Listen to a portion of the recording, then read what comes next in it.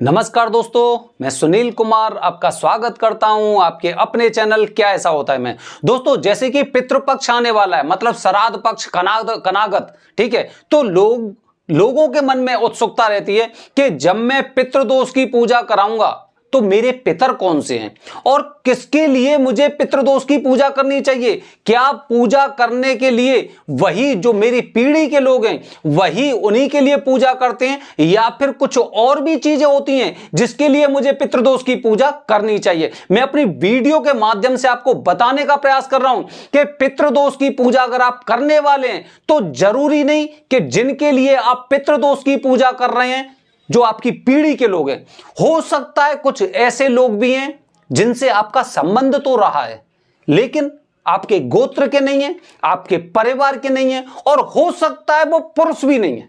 समझने मेरी बात को, बने रहिए दोस्तों। तो सबसे पहले एक जरूरी जानकारी दोस्तों कि अभी आजकल मेरे पास कुछ पंडित जी ऐसे हैं जो घाट पर रहते हैं और घाट पर अब उनको मेरी वीडियो से कुछ समस्याएं होने लगी हैं। वो कहते हैं कि आप हर वीडियो में वरदानी पंडित जी का जिक्र करते हैं। आखिरकार ऐसी क्या चीजें हैं, ऐसी क्या जानकारी उन वरदानी पंडित जी के अंदर जिसे हम नहीं कर सकते, केवल वरदानी पंडित जी ही करते हैं, ठीक है। या फिर वरदानी पंडित जी का आप जिक्र क्यों करते हो? क्योंकि हमारा बिजनेस खत्म होता जा रहा है। अब दोस्तों देखिए कि हम लोगों को जानकारी होनी चाहिए। वरदानी पंडित जी मतलब ये कि शुरू से वो इस पूजा को करते आए हैं, उन्हें एक एक चीज की जानकारी है, एक एक विधि की जानकारी है। उनका उच्चारण एकदम ऐसा स्पष्ट निकलेगा कि आप ये कहेंगे कि हाँ, पूजा का फल भी मिल रहा है।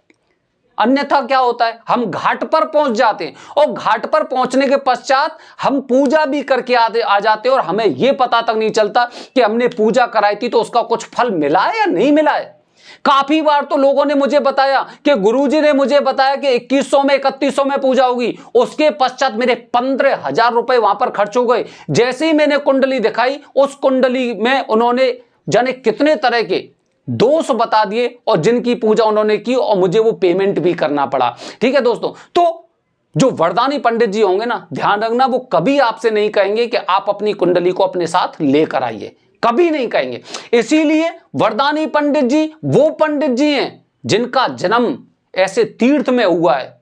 हर किसी को संभव नहीं है, मुझे भी संभव नहीं है, मेरा जन्म भी ऐसे तीर्थ स्थान पर नहीं है, तो मुझे भी पूजा करने का अधिकार नहीं है, मुझे पूजा करने का हक नहीं है। मैं दूसरों की विधि चुराकर और पूजा करने लग जाऊंगा तो हो सकता है मैं उस विधि विधान से पूजा नहीं कर पाऊंगा जिस विधि विधान से वरदानी पंडित जी पूजा करते हैं या फिर उनके पूर्वज भी जिस हिसाब से पूजा करते रहे हैं, ठीक है दोस्तों। तो दोस्तों, हमारे पितर कौन से हैं, किनके लिए हम पितृदोष की पूजा करते हैं, कम से कम हमें ये जानकारी तो होनी चाहिए। अगर मैं पितृदोष की पूजा करने वाला हूं तो मुझे पता होना चाहिए कि आखिरकार मैं पूजा किसके लिए कर रहा हूं।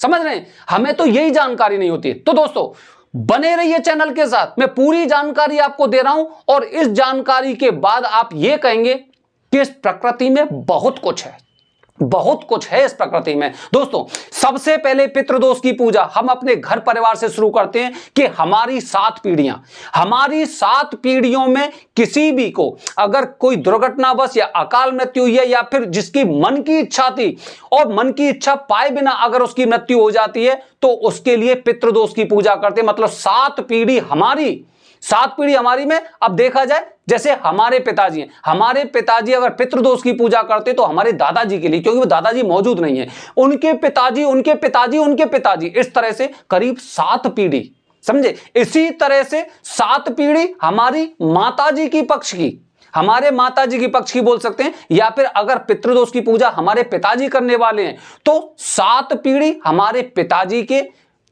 की और 7 पीढ़ी हमारे दादी की, मतलब हमारे पिताजी की माताजी की 7 पीढ़ी, हमारी दादी जी हैं 7 पीढ़ी, और 7 पीढ़ी जो हमारे पिताजी है उनके पत्नी पक्ष की, जो हमारे नाना का जो परिवार है उनके पक्ष की, ठीक है। तो ऐसे करके 21 पीढ़ियों के लिए 21 पीढ़ियों को सदगति प्राप्त होती है पितृदोष की पूजा से। 21 पीढ़ियों में अगर कोई एक भी इंसान ऐसा है, कोई एक भी इंसान ऐसा है जिसकी दुर्घटनावश मृत्यु हुई है, या फिर जो अपनी मनोरथ प्राप्ति, किसी इंसान के अंदर लालसा होती है, इच्छा होती है, मैं अपना नाती देख के जाऊंगा, मुझे अपना पंती देखना है, सब कुछ ठीक ठाक चल रहा है, लेकिन उसी समय कुछ ऐसा अचानक हुआ कि वो पृथ्वी लोक को छोड़कर चले गए और उनकी इच्छा उसी में रह गई। इसी तरह काफी लोगों की इच्छा होती, मेरा खुद का घर होगा, मेरा बंगला होगा, मैं ये खरीदूंगा, या फिर धन से संबंधित काफी लोगों में ऐसी इच्छा रहती है, मैं भी पैसे वाला बनूंगा, और वो इच्छा अंदर ही अंदर रह जाती है, क्योंकि वो पैसे की स्थिति उस समय तक बहुत जटिल थी, बहुत खराब थी। ठीक है, तो 21 पीढ़ियों में अगर कोई एक भी इंसान ऐसा है जो मनोरथ को प्राप्त किए बिना पृथ्वी लोक छोड़कर चला जाता है, या फिर जिसकी दुर्घटना बस मृत्यु हुई है, या फिर उसने अपनी आत्महत्या की, अपने आप आत्महत्या की है, या फिर किसी भी तरह की दुर्घटना, चाहे उसे किसी जानवर ने या फिर किसी एक्सीडेंट की वजह से इस तरह से हुई है, तो उनके लिए हमें पितृदोष की पूजा करनी चाहिए। ठीक है, ये हमारे होते हैं पितर। ये 21 पीढ़ियों में जितने 21 पीढ़ियों के लोग हैं, ये हमारे हैं पितर, और इनको सदगति प्राप्त करने के लिए, क्योंकि हमारा अधिकार है उनको सदगति देने का। जैसे कि एक पुत्र की जिम्मेदारी होती है अपने पिता को सुख देने की, एक पुत्र की जिम्मेदारी होती है अपने पिता को, अपने चाचा को, मतलब जो पिता तुल्य हैं या जो उसके दादाजी हैं, दादी हैं, उनको उसकी जिम्मेदारी, उसका कर्तव्य होता है कि वो इनको सुख देगा। इसी तरह से हमारी जिम्मेदारी होती है कि जो पृथ्वी पर नहीं है, जिनकी वजह से हम पृथ्वी पर हैं, उनको सदगति प्राप्त कैसे होगी? हमारे पितृदोष की पूजा से उनको सदगति प्राप्त होने वाली है। अच्छा, ये तो हो गए हमारे पितर। अच्छा, इसके अलावा दोस्तों, इसके अलावा और हम किसकी शांति के लिए हमें पितृदोष की पूजा करनी चाहिए? दोस्तों, अगर आपने अपने घर में एक कुत्ता भी पाला है, और वो कुत्ता भी अगर मान के चलिए कि आपका बहुत प्यारा, आप जैसे ही घर में घुसते हैं वो एकदम आपके पास आता था, और उसके पश्चात कुछ दिनों पश्चात क्या हुआ कि उसका स्वर्गवास हो गया, उस कुत्ते के लिए भी आपको पितृदोष की पूजा करनी चाहिए। ठीक है, इसके अलावा अब जैसे पहले के समय में आपने क्या देखा था, पहले हम गाय वगैरह पालते थे, गाय हो गई, छोटी छोटी गाय हो गई, हमने गाय को पाला, गाय केवल हम दूध निकालते थे उनका, केवल गाय, और घर में से किसी को दूध नहीं देती थी, किसी को निकालने नहीं देती थी, लात मारती थी। उसके पश्चात हम बैठते थे और दूध निकालते थे। ठीक है, जब वो नहीं है, इस धरती पर नहीं है, तो उसके लिए हमें करनी चाहिए पितृदोष की पूजा। समझ रहे आप? अगर हम अपने मित्रों के साथ किसी पार्क में किसी ऐसी जगह जाते हैं जहां पर एक वृक्ष होता था, और उस वृक्ष के नीचे हम दोनों दोस्त मिलकर कुछ बातें करते थे, आज वो वृक्ष नहीं है, तो उसके लिए करनी चाहिए हमें पितृदोष की पूजा। मतलब आप समझने का प्रयास करिए कि पितृदोष की पूजा केवल अपने पितरों के लिए नहीं, कि अपने पितरों को सदगति प्राप्त करने के लिए होती है, बल्कि पितृदोष की पूजा हर उस इंसान को करनी चाहिए, उस इंसान के लिए करनी चाहिए जिससे उसका दिल का संबंध रहा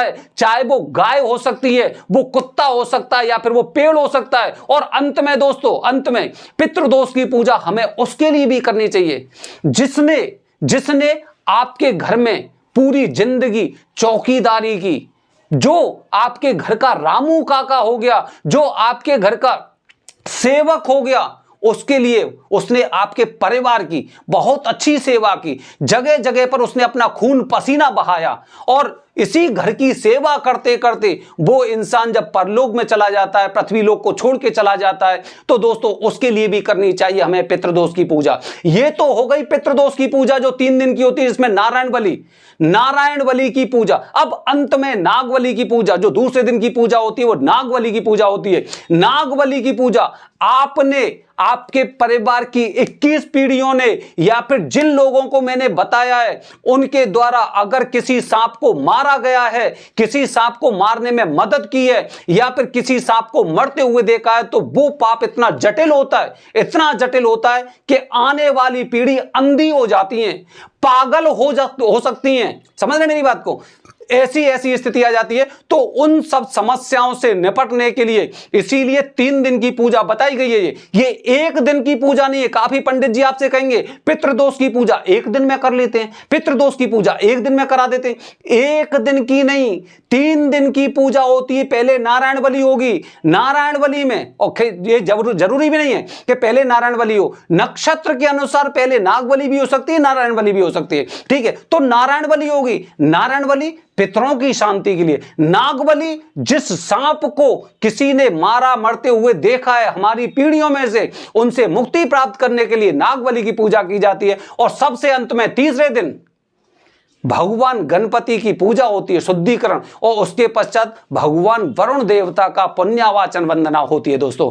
ठीक है, इस तरह से 3 दिन की पूजा होती है।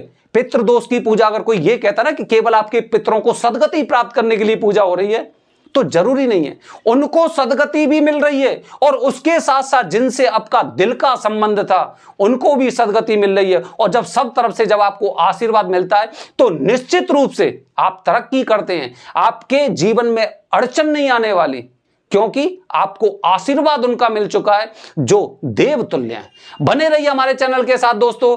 आने वाली वीडियो में बताने जा रहा हूं आपको पितृदोष के लक्षण कैसे हैं। हर हर महादेव।